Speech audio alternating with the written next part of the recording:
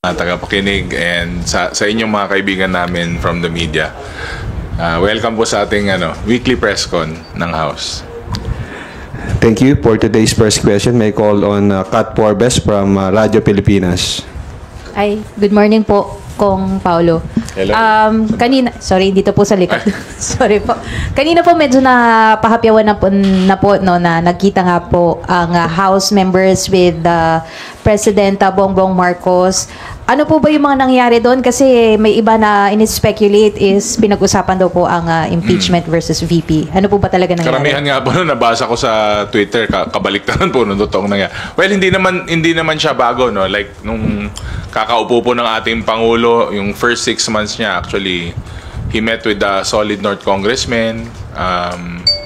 Last year, ang alam ko, we tried to schedule a meeting with the President, with the congressmen na parang salo-salo, not necessarily Christmas dinner lang. Hindi po natuloy. Siyempre, napaka-hectic naman po ng schedule. At napagbigyan po tayo ngayon. So basically, we arrived at around 6 p.m. in the evening. Tapos yung resolution po of support sa Presidente na binigay po ng majority of the members. Basically, dinner, saka present po yung resolution, konting kwentuhan, then about an hour, tapos kanya-kanyang uwi na po. Wala pong kahit anuman katotohanan yung mga lumabas o na-speculate o iniisip ng ibang tao. Karamihan po sobrang simpleng salo-salo lang, at ang highlight po nung night, yung prinisinta po yung resolution of support ng House. And syempre, nagpasalamat po yung Pangulo na nakikita niya na buo po ang suporta ng House of Representatives sa kanya. Basically, yun po talaga yung nangyari. So, sir, kung hindi po napag-usapan dun sa dinner yung tungkol po sa impeachment kay VP Duterte, kayo na lang po yung tanungin ko, ano po ba yung opinion niyo po given na may pangalawang impeachment complaint na po na naihain? At meron din pong iba pang mga reaction. May isa po coming from a religious group po about Sabi ko nga po nung nakaraan na press con din, hindi po namin mapipigilan yung mga ganyan. Ang House tatanggapin po yung mga impeachment complaints kasi nga po, part po ng mandato namin yan, part po ng trabaho namin. At part din po ng trabaho namin na aksyonan po yung mga complaints na yan. Pero sabi ko nga po, on the side of the majority, talagang yung focus po namin is nandun pa rin po sa hearings. Although may mga naghain na po ng impeachment complaints mula Makabayan, saka sa other parties po, like yung sa Liberal Party, sa Akbayan. Tatanggapin po ng House yun. At syempre, bibigyan po ng kaukalan na action pag na-refer po. Thank you, Kat. Next questions from Sandro Chona from the Billionaire TV. Hi, Kong. Good morning. Morning. Sir, tanong ko lang, bakit po kailangan ng show of support? May distab ba? May loyalty check ba? Bakit po kailangan ng show of support? Hindi. Nag-resolution kasi tayo sa floor eh. So, usually naman po pag resolution, wala naman pong distab, pero nakita nyo naman po yung threats nung sa ating Pangulo. So, I think it would warrant any kind of support, formal or informal. Pero this time, syempre, sa local government nga po, pag may mga resolution of congratulations, kami po sa local government, dinadala pa po namin dun sa mga pinagbibigyan namin. Ano pa kung Pangulo po yung binigyan ng resolution of support? Syempre, may weight din po yun. Thank you. Melalis Moras from PTV4. Hi, good morning po, Kong.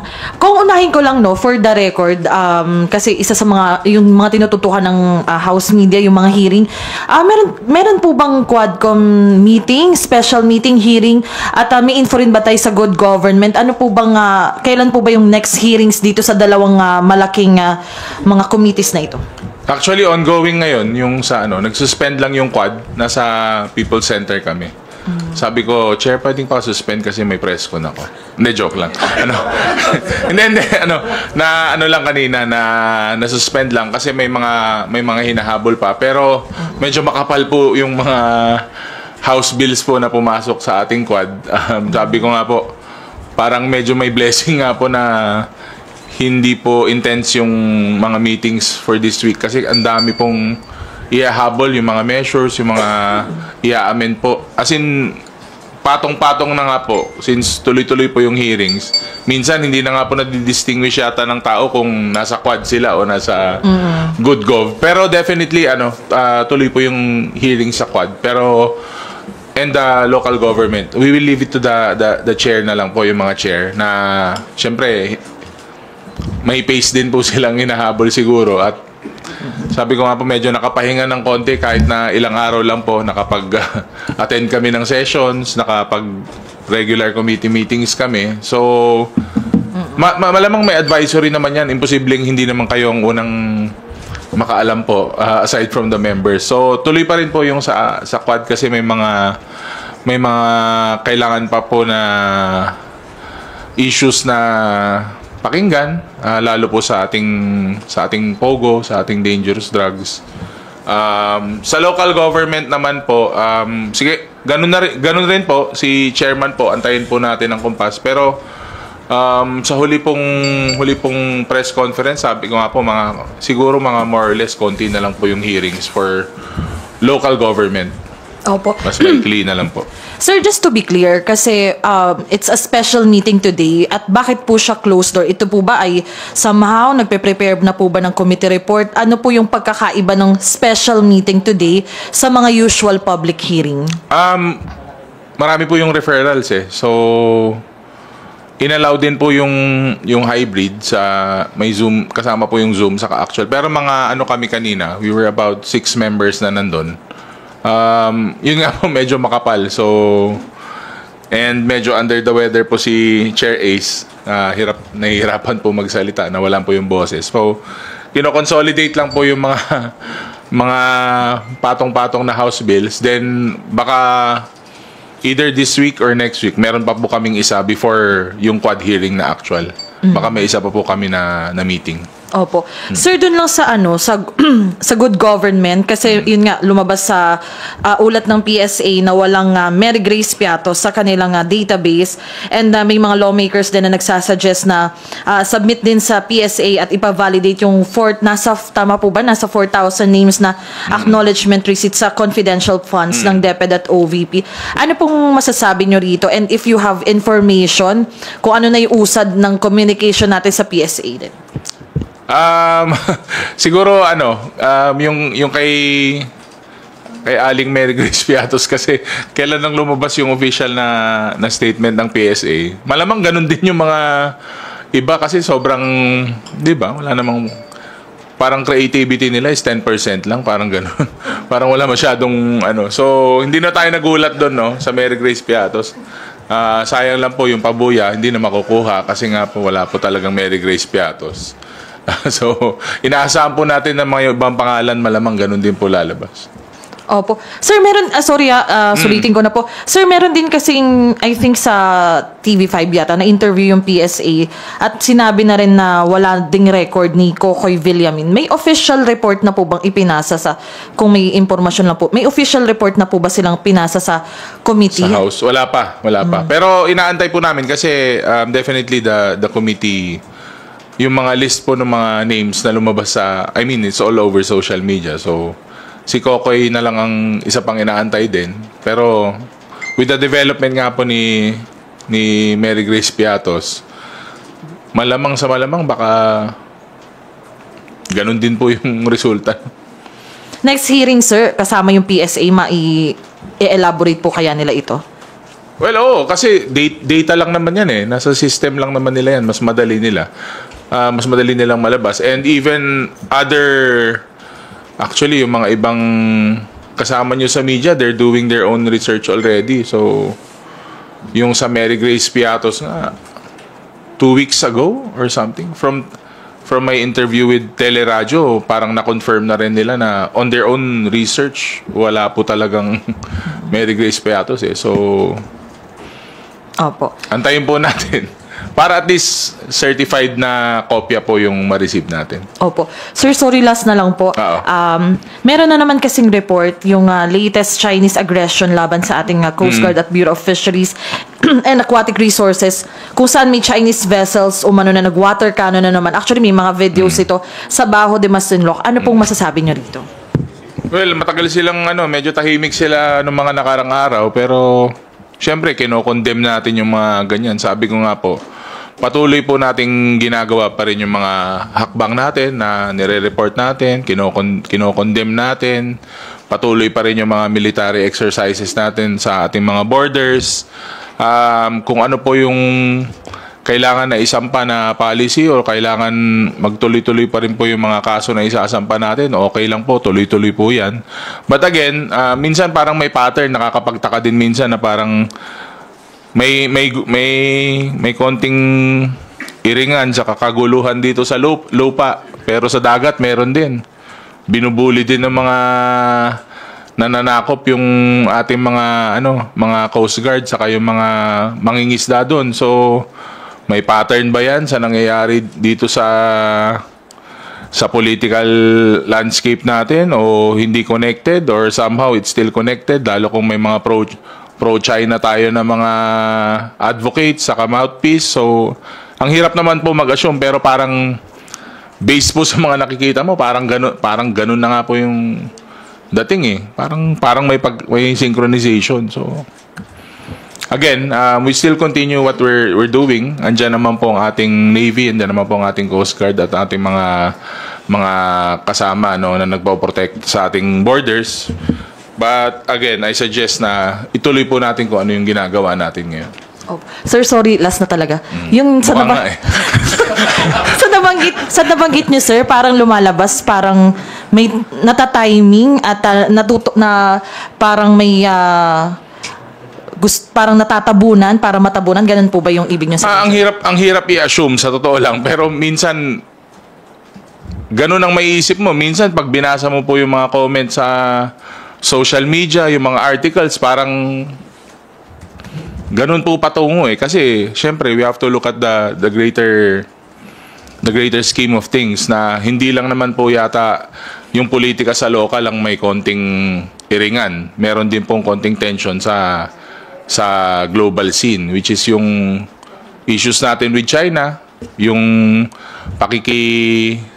pakikipag-joint exercises natin sa mga kapitbahay natin at saka sa US. So hindi mo maiwasan na ganun po ang isipin din natin, although pangkaraniwang tao nga po saka yung mga kaibigan natin sa local governments, ganun na po iniisip, paano pa kaya pag nasa national scale ka na. Sana mali ako. Thank you po. Wala na. Thank you. Bibian Gulia from ABS-CBN. Good morning, Kong. Follow-up lang dun sa huling question ni Mela. Ano po yung sinasabi ninyo na gustong tabunan possibly gustong tabunan nitong incident sa West Philippine Sea? Hindi po ako nagsabi nun. Wala akong sinabing tatabunan. Hindi, pero what I'm saying is na bakit pag minsan may mga insidente sa lupa, sa ground, tapos sa ating karagatan meron din. So minsan di mo maiwasan mag-isip na are disconnected, kasi nga may mga nung ang nagkakaroon tayo ng intense na debate sa mga press con sa West Philippine Sea is nakikita naman po natin na meron pong mga ibang kasamahan natin, ibang politiko na iba yung stand nila tungkol sa China. So mahirap naman mag-assume na ganun, pero hindi mo maiwasan mag-isip na baka nga, kasi nga hindi. Ano ba tinatatnaw?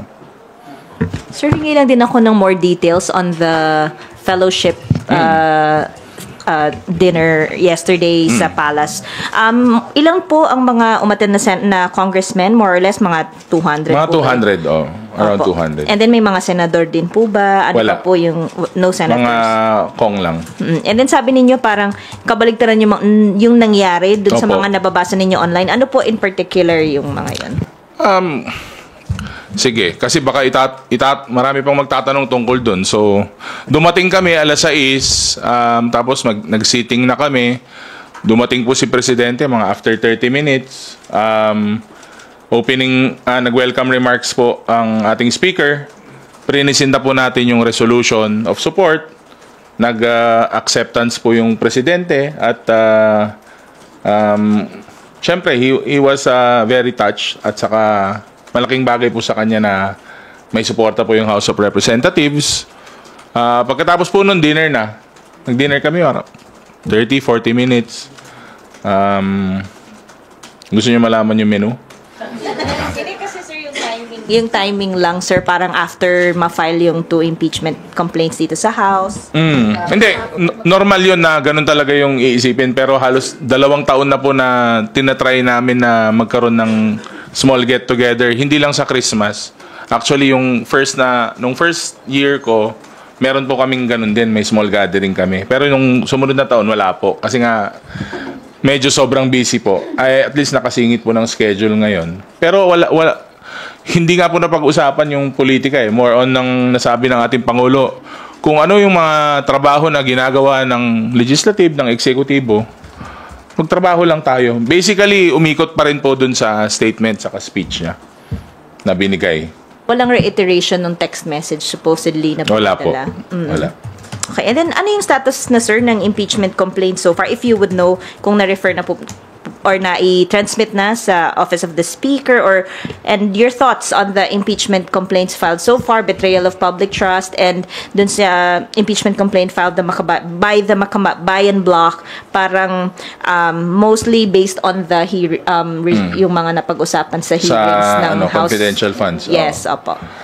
Hindi ko pa po nabasa actually kasi nga medyo galaw-galaw dito sa House eh. Pero nothing against mga final nila na impeachment. Karapatan po nila 'yon. Dapat nilang gawin 'yon kung gusto nilang gawin, if they see it fit na they will file the impeachment. Pero yung status niya po hindi ko Sorry. Hindi ko pa po alam yung status niya. Basta na-receive na po siya ng Office of the Secretary General. So, abangan po natin. Meron pa tayong 2 linggo dito sa House. So, yung impeachment na final po niya, hindi ko pa po talaga nabasa. Actually, based lang po sa mga report niyo pag nakikita ko sa Twitter. Ang hirap pag hindi mo tinitignan yung nagtatanong sa'yo. Parang may mali eh. Sir, just going back dun sa mga napag-usapan dun sa fellowship, hindi rin na-tackle yung mga Quadcom hearing, mga hearing ng House on the OVP funds, and sa pag-decision nyo po sa impeachment complaint in the future, if ever, i-consider nyo po ba yung thoughts ng mga religious groups po? Ang sinabi po ng Pangulo is hindi na nga daw po nanonood ng tao ng Netflix. So, pati daw siya, napapanood niya na rin po yung ginagawa namin. Hanggang dun lang po yung nasabi niya tungkol dun sa ano. Sabi ko nga po, nothing too political, nothing too specific po, yung sa dinner. Ang hirap talaga. Pwede bang sa susunod dito kay lahat? Para mas maganda yung ano natin. Thank you. Yung alin? Thoughts ng religious groups, will it be part of your consideration? Oo naman po, lahat naman po ng sektor kasi nga po as a legislator, syempre po pag policy driven kayo, legislative ang trabaho nyo, you will consider po lahat ng boses ng lahat ng sektor. Not only the religious sector, syempre yung business sector, yung urban poor, halos lahat po yan, tatamaan po yan. Pero again, at the end of the day, kailangan po may consensus kasi nga po iisa po ang goal naman natin dito sa House of Representatives. Syempre, ituloy po yung ating mga ginagawang trabaho. At again, yung consensus din po ng lahat, importante rin po yun. Not only the congressmen and women, but all of the sectors, not only religious sectors.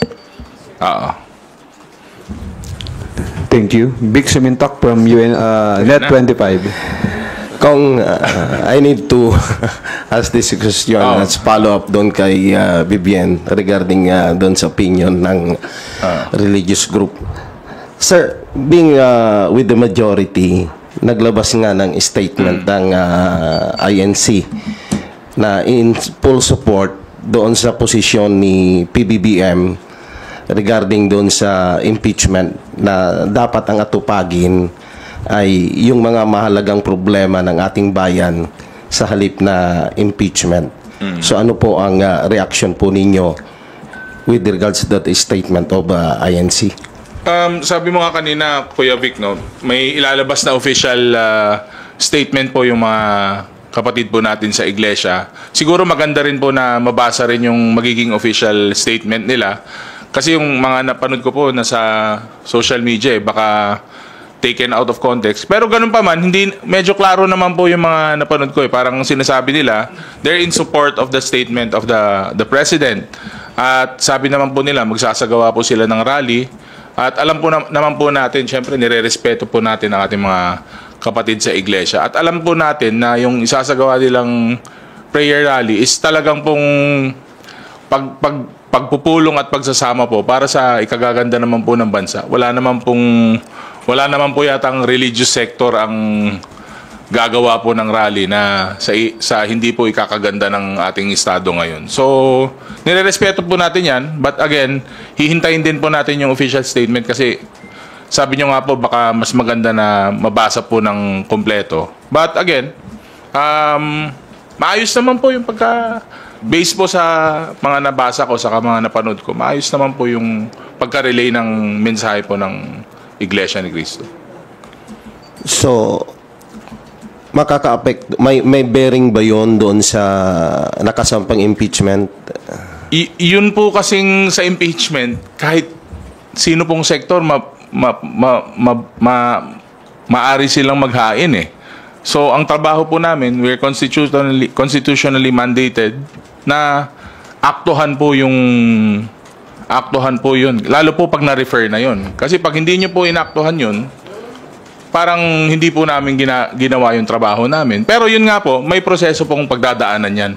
Hindi naman po isang boto lang yan. Boto po ng buong House at ibabato po natin sa Senate. Then, depende po sa progress ng mga na-file na impeachment complaints. Okay. Thank you. Thank you. Thank you, Vic. Billy Vegas from Abante and Politico, you're recognized. Kong magandang tanghali po. Magandang tanghali. Hingi lang po ng reaction doon sa sinabi ni Senate President Cheese na doon sa mga kasama niya, ang appeal niya wag na mag-public statement regarding doon sa impeachment kasi daw sila yung magiging judge kung papasa sa House. Tama po yun. Actually, nakikiisa po tayo sa statement ni Senate President Cheese, no?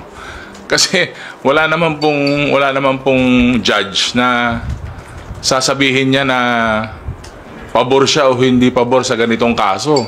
Kahit 10 judiciary kayo pumunta, wala pong judge na pupunta sa social media o sa live na o kaya man lang sa publication na sasabihin niya na hindi ako pabor sa ganito, hindi ako pabor sa impeachment, pabor ako sa impeachment. Wala pong gumagawa nun. So kaya nga po nagbigay po ng word of caution si Senate President. At tama naman po. Yun naman po dapat ang gawin na if ever it reaches the Senate. Hingi na lang din po ng reaction sa sinabi po ni VP Sara. Ang sabi po niya, ang Pasko ay panahon ng pagpapatawad, pagmamahal at pagbibigay. Forgiving, giving, and loving. Lagi ko pong sinasabi na depende yan sa tao. Pero dahil ako ay Vice President, kailangan ko sabihin na yan ang mensahe at ang diwa ng Pasko. Pero kung ako, hindi ako magpapatawad, sabi niya po. Siya po siguro yun. Pero kung ako nasa lugar niya, siguro, broad po kasi ang pagpapatawad. So, ang pinakauna ko pong gagawin, papatawarin ko muna yung sarili ko bago ako magpatawad ng ibang tao. Kasi pag napatawad mo na sarili mo sa mga pagkakasala mo o kung ano man nagawa mo masama, yan lang po yung panahon na makakapatawad ka na ng mga ibang tao. So unahin po muna ang sarili para at least po makapatawad po tayo ng ibang tao. Merry Christmas. Thank you, Billy. Marian Enriquez from TV5. Go ahead with your questions, ma'am. Good morning, sir. Regarding lang po ulit dun sa Christmas dinner last night, kamusta po ba yung mood ng President? You mentioned na he was touched po, pero did you approach him? Were you able to talk to him? What did he say? Madami po kasi, pero inikutan naman po niya kami lahat.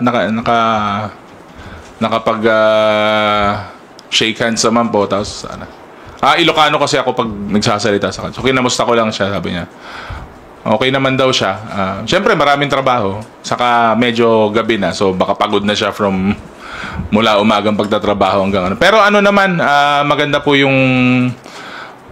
He was in a very, feeling ko malaking bagay na yung may nabigay po sa kanyang resolution na ganun. Parang kahit sino naman pag may na-affirm na support or tulong sa'yo, di ba? Parang magaang po sa pakiramdam. And it showed during his, parang yung thank you speech niya. Okay naman. Maganda naman po. Sige, thank you, sir. I understand hindi niyo po natakal. You made it very clear na wala pong napag-usapan tungkol sa impeachment. So, ano po ba ibig sabihin nito, sir? Parang conscience vote na ba ito? Kanya-kanya na po kayo? Hindi naman talaga klaro naman po yung Pangulo, no, na yung legislative saka executive may magkaiba po yun. Pero hindi naman po ibig sabihin na bahala na kayo sa buhay nyo. Hindi naman ganun sa tingin ko. Kasi kahit, alam naman po ng lahat na kahit ano naman yan, syempre, presidente po yan ng bansa. Meron pa rin naman pong, mararamdaman po mo pa rin naman kung importante ba yung mga ganitong bagay sa kanya o hindi. Pero sinagot niya na po sa mga previous statements niya na yan na sabi nga po niya, tuloy-tuloy lang yung trabaho sa legislative, tuloy-tuloy lang yung trabaho sa executive. And sabi nga niya, it's just sabi niya? Storm in a teacup. So, para, again, to quote the President, parang hindi niya po binibigyan masyado ng weight yung part ng impeachment. So, again, kami po sa committee, sa Quadcom, tuloy-tuloy po yung trabaho namin until such time na we're ready to give the reports, yung findings. Then, dun po kami magbe-base. Very consistent naman po ako sa pagsagot. Since, ewan ko kung nakailang press con na ba tayo. Basta, yung mga sagot ko po sa mga press con po natin, ang goal po namin is yung dun sa committees, then pag nabigay po yung mga reports saka findings, then consensus, then we move forward from that. So, ganun pa rin. Sir, regarding po sa impeachment, yung Makabayan block, in-endorse po nila kahapon, isang ground na lang para mas madali, mas mabilis daw. Betrayal of public trust. I would like to read lang some of the acts. Tatlo lang din naman po yung sinight nila. And mainly, doon nga po, based on the budget deliberations and the good government hearing, which you are very active po. Sinabi dito, betrayal of public trust. Meron daw pong gross abuse of discretionary powers dun nga sa 612 million confidential funds from 22 to 2023. Gross disregard of transparency and accountability, making a mockery of the audit process, which you're very aware po dun sa fabricated nga raw ng mga liquidation reports. And lastly, yun po, yung kanyang hindi o refusal to recognize po itong ating congressional oversight sa pagkandak nga po ng mga hearings. Kayo po, sir, personally, ano po yung inyong pagtingin dito? Do you support po ito pong kanilang mga arguments? Lalo na po, narinig nyo naman na rin po lahat ng mga lumabas po dito sa pagdinig. Do you support po ba itong kanilang mga tinutulak na sa impeachment? Yun po kasi yung mga grounds for impeachment. So talagang iikot ka po dun sa mga sinabi mo na grounds for impeachment nila. Dun, hindi ka naman po makakapag-file kung wala sa isa dun sa mga nasabi mo. So, again, I haven't read it. Pero syempre, again, I'm a member of the majority. So, wala pa naman pong moves ang majority, wala pa naman po na pag-uusapan ng majority. So, I will support kung ano man po ang decision ng majority. But, hindi naman po natin sinasantabi yung ginagawa nila. Kasi karapatan po nila yan. So, sila po yung nag-file nun. Sila po yung nagsusuportahan for them. Yung mga grupo nila.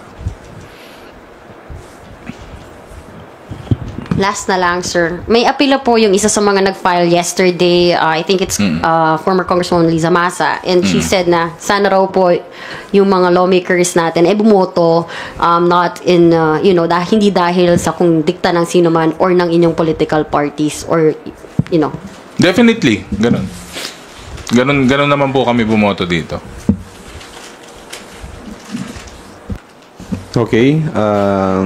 For today's last question, phone in from Kenneth Basilio of Business World.